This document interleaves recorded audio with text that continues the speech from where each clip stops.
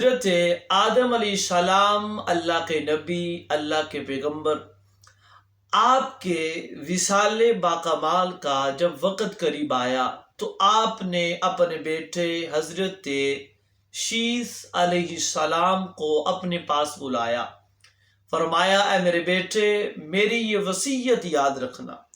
اور وصیت کے حوالہ سے یہ بات یاد رکھیے گا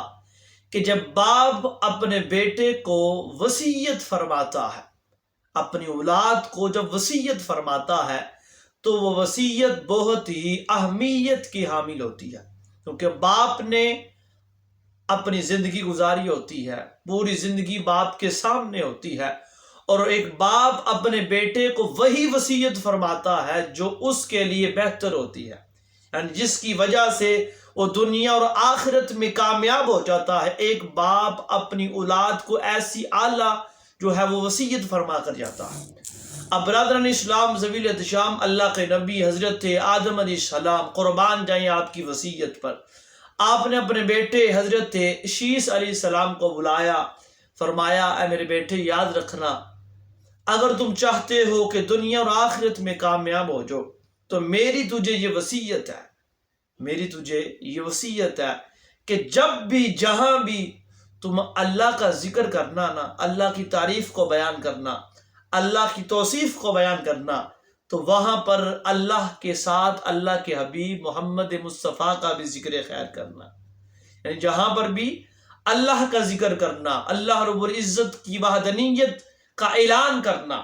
اللہ رب العزت کا ذکر خیر کرنا، وہاں پر محمد مصطفیٰ صلی اللہ علیہ وسلم کا بھی ذکر خیر کرنا۔ فرمایا بیٹا اس لیے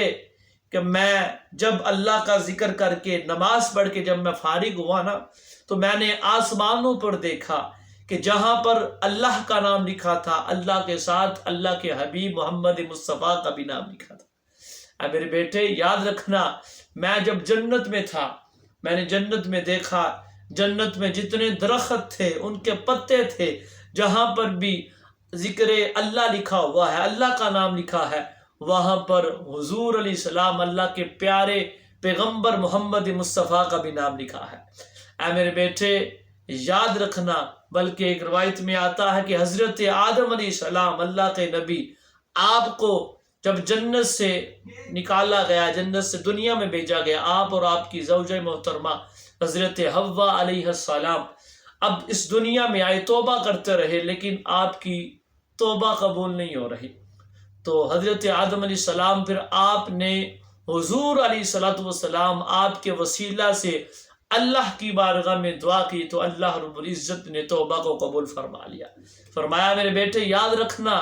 جب بھی اللہ کا ذکر کرنا، اللہ کے ذکر کے ساتھ اللہ کے حبیب محمد مصطفیٰ کا بھی ذکر کرنا، اس لیے کہ اس ذکر کو خود خالق کائنات نے اس کائنات میں سب سے بلند و بالا فرما دیا ہے۔